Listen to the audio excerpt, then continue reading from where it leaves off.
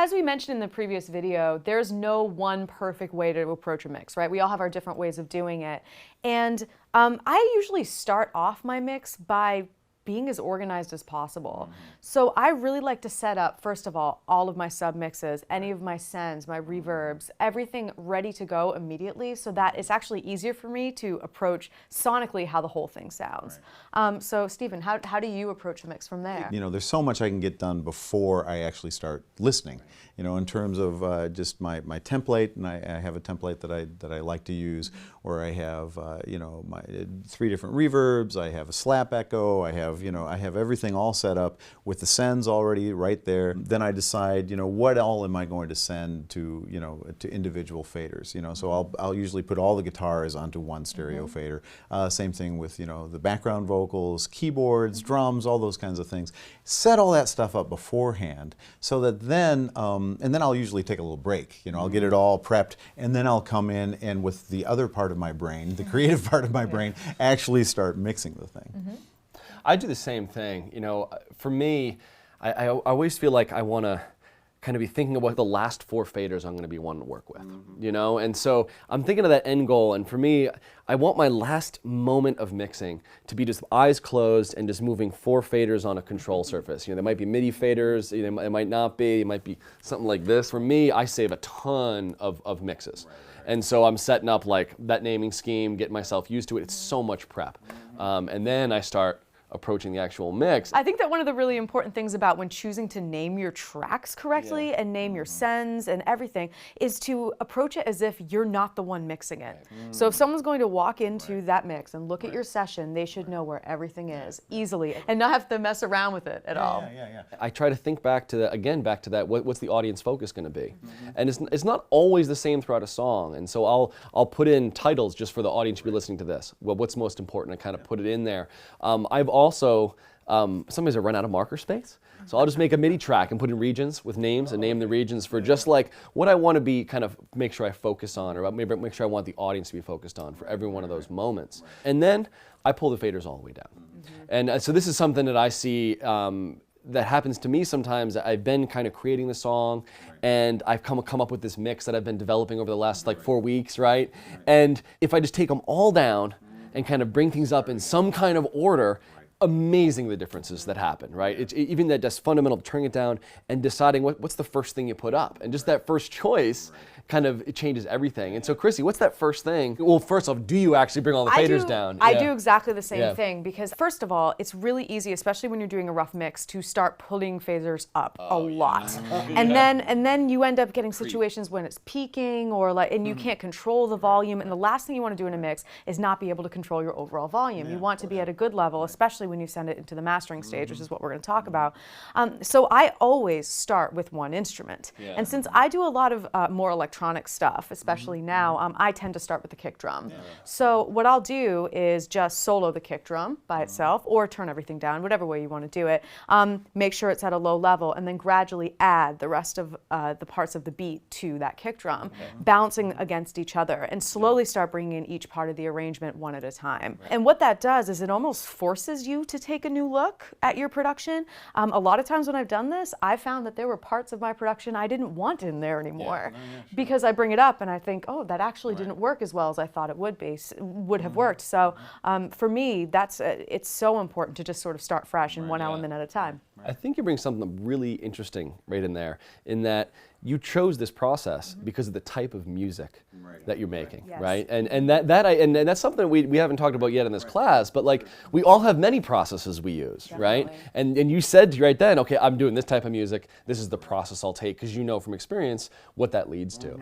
And I'm wondering kind of what's your process with this for what kind of music? You know, I work with a lot of singer-songwriters and rock bands and things like that, and I start with the vocal. Because if you start with the vocal and you make that sound like a record by itself, you know, like this was an a cappella record, you know, you get the effects just right, you get the compression just right, you adjust the clip gain to where, you know, it's hitting the compressor just right, all that stuff to where the vocal is just right there. Then you start putting things in around it. and never mute it, you know, you're making everything kind of conform to that. But in some ways it's very freeing, because you can let things get larger and envelope the vocal once you've established where that's going to be. And then, you know, I will go through a lot of stages of mixing. I do try muting a lot of things. I try to see what's the least amount that I can get away with, and that sometimes is just eureka moments of, oh my gosh, it sounds amazing, you know, just for this first verse just to be vocal and bass and drums, you know, and then bring in the harmonic instruments later, or the vice versa. Yeah. And then I start taking some breaks and coming back and, you know, doing different checks. You know, how's the low end sitting? You know, is it kicking me in the chest the way I want to? You know, how's the kick and the bass really coupling together? You know, how is that going? And then you know, how's the top end feeling? You know, is it nice and bright? Am I you know, getting the kind of aural excitement that I want to have out of the thing? Then trying it on different systems. You know, listening as I'm mixing. You know, listening to it out in the car, listening to it on the laptop, listening to it on all different kind of systems. Yeah. So you're like bouncing out renders.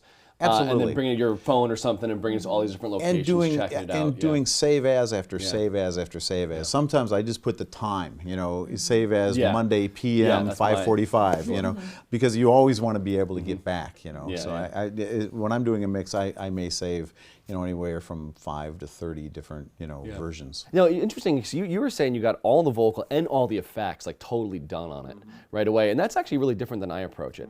I try to focus on volume and panning as much. I try to get as close as I can to the final with just those, and even then I get the question of when do I start adding automation, you know, and for me, there's a kind of a pain when you start putting in automation. It starts to limit you. It starts to limit you, and it's uncomfortable. So you know, I get the volume automation there pretty soon, I have to say. You know, because I feel like so much happens just in that automation of just volume that I would often try to solve with plugins, you know, but I can just take care of it with just those things. And as much as I can do with volume, I try. What's your thing on effects? Do you put them in early, late? What's the... You know, I usually start with EQ and compression on top of my basic volume and pan mix. I mean, volume and pan for me is like 85% of the way there for me. And then I'll go into my EQ compression, and one of the last things I really do is reverb, mostly because I find that reverb tends to make your mix lose clarity if it's the wrong type of reverb. And it's kind of easier to get a really good understanding of how your mix sounds without it, and then compare that to when you add a reverb to make sure that you're adding the right one that's not crowding up some of your frequencies, making it sound muddy, if it's too big for the context, etc. Yeah. I mean, again, I start with the vocal, so I do add the effects to the vocal. I decide how I want to present the vocal. Almost always there's a little bit of slap in there. You know, there may be more or less depending on the style, just to thicken things, and then decide on the reverb. And that way too, it informs really kind of what I want to do with other things. Now that can change, obviously, once you start bringing in other things. Obviously, you may change the type of reverb that you're going to have on the vocal. But I find that, you know, if the vocal is telling the story, you know, if the vocal is the focal point, you know, that going ahead and deciding how you're going to present that, and especially if you're going to do it with some bold effects, you know, on the vocal, that you have to leave some space for that. You might, you know, for me, if I wind up doing the instruments first, I may not do the same kind of bold things that I would have done with vocal effects, you know, because there's just not the room for it anymore. Yeah. And once again, this all really has to do with genre as well. Absolutely. Depending on the style of music you're making. Again, all of these choices are going to be dependent on that. I find these moments in some songs where the effects themselves relate back to the kind of the meaning of the song. Absolutely. And this, you know, and so I think even through this process, which can feel a little technical at times, it can feel really exacting, and it can feel like maybe you're not using that creative brain so much. But there are these moments where certain effects can have emotional context, you know, or certain effects can actually speak right to the meaning. And I think kind of even reminding yourself about the story throughout this entire process, I find really, really helpful. And sometimes the lack of effects too. You know, the effect of having a total bone dry vocal to where it's just right there, right in front of your face.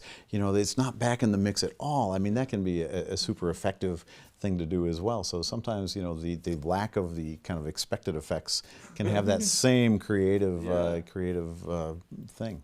The one last thing I'd like to mention, from my perspective, that I'm thinking about all the time, for me, the mix is about this contrast, right? And I'm always thinking about contrast because I find there's this, with music, you know, the end listener has this control over volume, has this control over the space they're in, right? There's so many variables that we don't have, right? And so we can't really make something loud.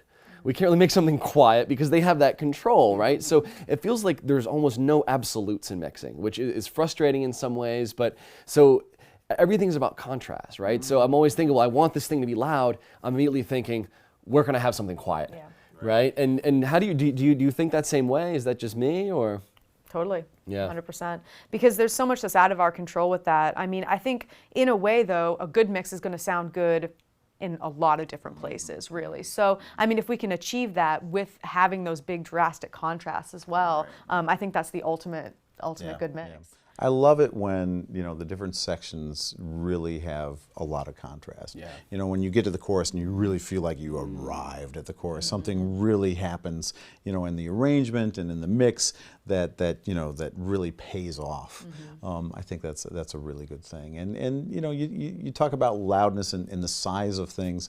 Back when I was mixing a lot, I had clients come to me and say, you know, I really want the, you know, the vocal to be really big, and I want the guitars to be really big, and I want the drums to be really big, and I want the bass to be huge. And it's like, you can't do that. You know, I mean, you've got to have some contrast.